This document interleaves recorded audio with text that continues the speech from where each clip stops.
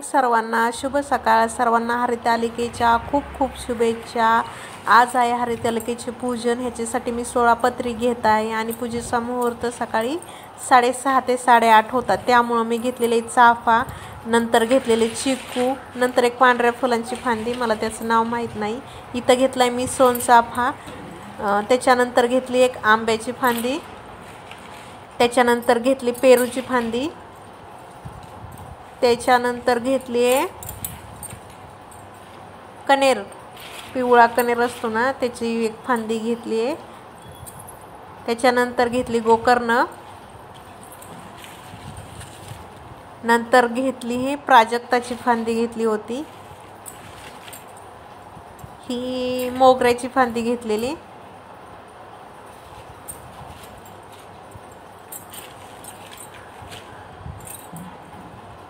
नंतर जास्वंद घेतलेलं,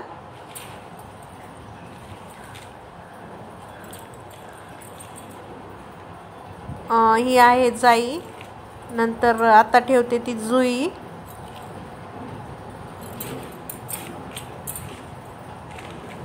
त्याच्यानंतर घेतला आघाडा आणि नंतर दुर्वा ठेवल्या. आणि नंतर मी संध्याकाळी डाळिंब पण मला भेटलं. जवळजवळ 16च्या पुढं माझ्या पत्री झालेल्या, जवळजवळ 18 पत्री म्हणल्या तरी झालेल्या. 16 पत्री लागतात, त्याच्यापेक्षा जास्त झालेल्या. इथं मी घेतलेले आहेत ॲपल, विड्यासाठी पानं, सुपारी, हळकुंड, खारी, खोबरं, हळदी कुंकू आणि जे आपण ओटी भरतो त्याच्यासाठी तांदूळ, गणपती बाप्पाची मूर्ती घेतली. हे हरितालिकेची कथा आहे, त्याचं पुस्तक आहे. आणि सखी पार्वतीसाठी गजऱ्याची वेणी घेतली. तर वेगळ्या वेगळ्या प्रकारची फुलं घेतली आहेत. गोकर्ण घेतले, मोठे जास्वंद घेतले, छोटे जास्वंद पण होते, प्राजक्ताची फुले घेतली, सोनचाफा आणि एक पांढरं आहे फूल आणि जाईची फुलं होती. त्याच्यानंतर आहे ना गुलाबी कलरचा चाफा होता. इथं दिवा घेतला आहे, उदबत्ती, धूप, सखी पार्वतीच्या मूर्ती आणि त्याच्या समोर जे हे ठेवतात ना आपण पीस घालतो ओटी, त्याच्यात सगळं साहित्य आहे. आरसा, कंगवा, टिकली, सुंदर शृंगाराचं साहित्य होतं, ते घेतलंय.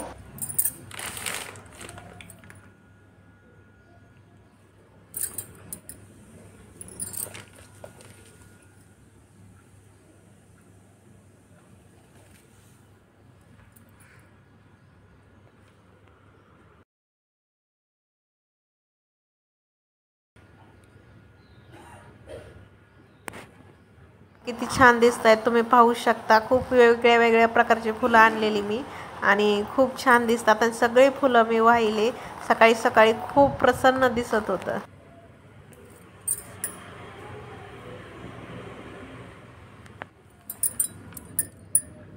इथं मी पूजेसाठी बेलपत्र, दिवा, उदबत्ती, काडीपेटी घेतलेली आणि एक पाट ठेवला, त्याच्यावर गुलाबी कापड ठेवलेलं, त्याच्यावर दिवा ठेवलेला.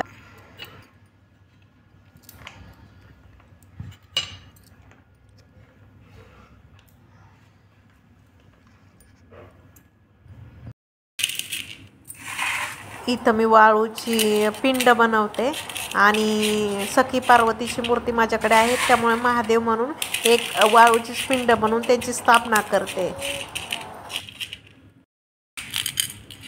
आता मी महादेवाची मूर्ती म्हणून वाळूची इथं महादेव स्थापन केलेले आहेत आणि आता पिंड पण माझी बनवून झालेली आहे. हे माझ्याकडे होतं ॲक्च्युली संक्रांतीचं, त्याच्यात हळदी कुंकू बांधलेलं होतं आणि या पानामध्ये पण कुंकू होतं, छान दिसत होतं. आणि पार्वतीसाठी ठेवलेलं मी हळदी कुंकू वगैरे होतं म्हणून. इथं माझी पिंड बनवून झालेली आहे. पलीकडं महादेवांची पण मी स्थापना केलेली आहे. त्याच्यावरती मी ओम नमः शिवाय बोलत बोलत आहे मी अभिषेक करते. ओम नमो पार्वते नमः.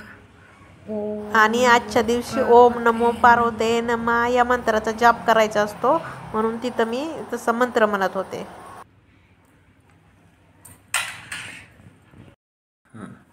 आता इथं मी सर्वप्रथम तांदूळ ठेवणार आहे.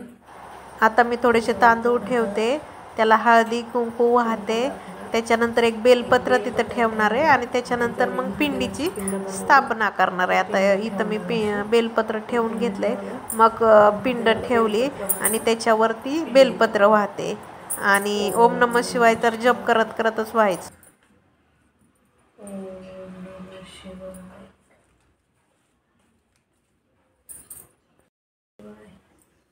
ओम नमः शिवाय. ओम नमः शिवाय. ओम नमः शिवाय. ओम नमः शिवाय. ओम नमः शिवाय. ओम नमः शिवाय. ओम नमः शिवाय. ओम नमः शिवाय. ओम नमः शिवाय. ओम नमः शिवाय.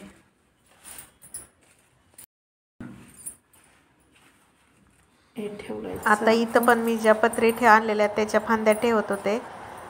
चाफा, जास्वंद, मोगरा, पेरू, गोकर्ण, कनेर, पेरू,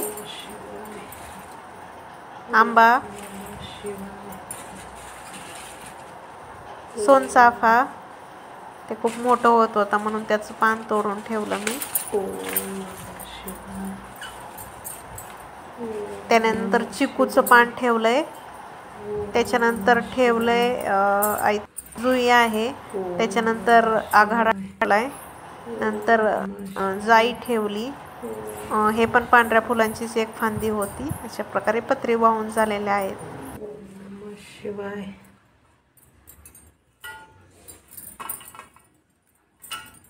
ओम नमः शिवाय.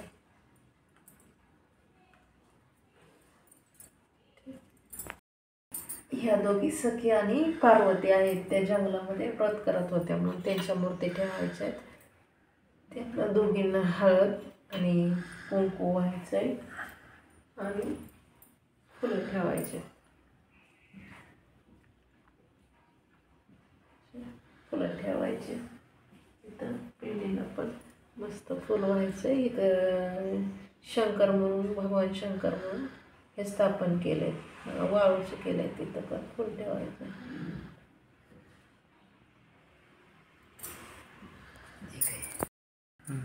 हा ब्लाऊज पीस आहे. हा ओटी म्हणून ठेवायचा आहे. इथं काही जागा पुराणा. ह्याच्यात सगळे बांगड्या, टिकली, गळ्यातलं सिंदूर, आरसा, हे शृंगाराचं साहित्य पार्वतीसाठी इथं ठेवायचं आणि त्याच्यावर पण हळद कुंकू व्हायचं. आणि इथं पण हळद कुंकूचं, ह्याच्यात पण हळद कुंकूचं आहे. फळं ठेवून घ्यायचे. तर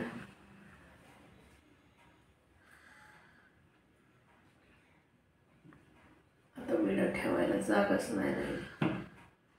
4 फळं ठेवून घेतले.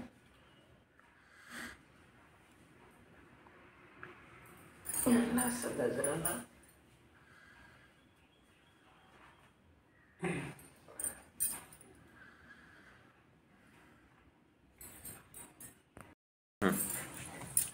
गणपती बाप्पाची पण स्थापना करायची असते कोणत्या पण कार्यक्रमामध्ये. इथं ठेवते, जागा नाही राहिली. त्यांना हळद कुंकू लावते आणि थोड्याशा दुर्वाईत मी इथं आणलेल्या दुर्वा वाहते.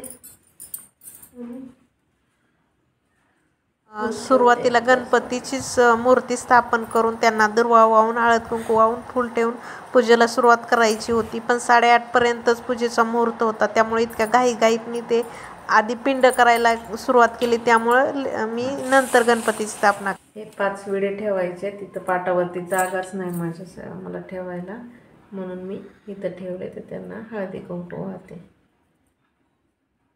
पंचपाट ठेवले. त्यांना साखर आणि दुधाचा नैवेद्य दाखवायचा असतो. दाखवला आहे. आणि गुळ खोबऱ्याचं पण दाखवायचं असतं. पण गुळ नाही माझ्याकडे म्हणून मी साखर ठेवलंय. इथं थोडेसे तांदूळ ठेवते ओटीला ठेवण्यासाठी. फुलं ठेवायचे राहिले अजून.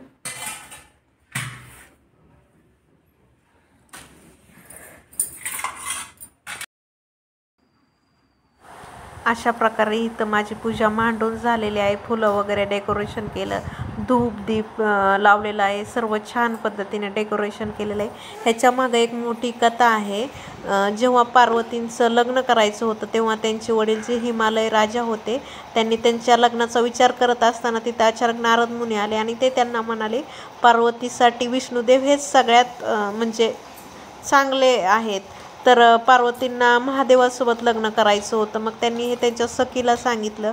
नंतर त्यांची सखी त्यांना दूर जंगलामध्ये घनदाट जंगलामध्ये घेऊन गेली आणि तिथं गेल्यानंतर त्या दोघींनी गुहेमध्ये जाऊन 64 वर्ष तपश्चर्या केली.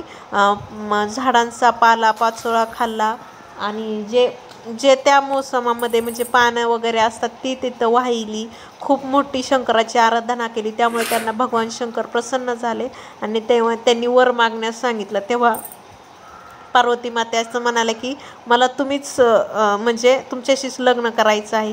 तेव्हा भगवान शंकर तथास्तु म्हणाले आणि कैलासामध्ये निघून गेले. नंतर दुसऱ्या दिवशी पार्वती मातांनी जे व्रत केलेलं त्याचं सगळं पारणं असतं म्हणजे त्याचं विसर्जन असतं ते विसर्जन केलं आणि त्याच्यानंतर हिमालय त्यांना शोधत शोधत जंगलात आले आणि त्यांनी सांगितलं की महादेव शंकरांनी त्यांना कोणतं वचन दिलेलं आहे. त्यामुळे हिमालय पण खूप आनंदून गेले आणि नंतर त्यांनी थाटामाटात पार्वती आणि शंकराचं लग्न लावून दिलं. त्यामुळे आपण कुमारिका असतात त्या चांगला पती मिळावा म्हणून ह्या व्रताची पूजा करतात. आणि ज्या लग्न झालेल्या बायका असतात त्या आपल्या पतीचं दीर्घायुष्य, सुख, समृद्धी, समाधान, ऐश्वर्य सर्व भेटावं म्हणून आणि आपल्या पतीचं सौभाग्य कायम राहावं म्हणून ही हरतालिकेची पूजा करतात.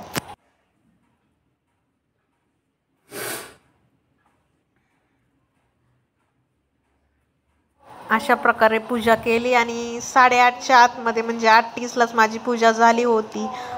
धूप लावला होता, दिवा लावलेला, अगरबत्ती आणि सगळीकडे फुलांची छान आरास केली होती. पिंडीला पण गोकर्णाची फुलं ठेवलेली, जास्वंदीची फुलं ठेवलेली, सोनचाफा ठेवलेला, फळं ठेवलेली, विडा ठेवलेला. सखी आणि पार्वती मातेला पण गजरा घातलेला, रांगोळी काढलेली. खूप छान आणि प्रसन्न वातावरण होतं. असं वाटत होतं की बघतच राहावं. आणि पुढे मी हरितालिकेची कथा पण वाचली. त्याच्यानंतर गणपती बाप्पाची आरती केली. नंतर आहे ना भगवान शंकराची आरती केली, मंत्रपुष्पांजली. आता कहाणी वाचायची हरितालिकेची 8:30पर्यंत होते. त्याच्या आधी कहाणी वाचून घ्यायची मला.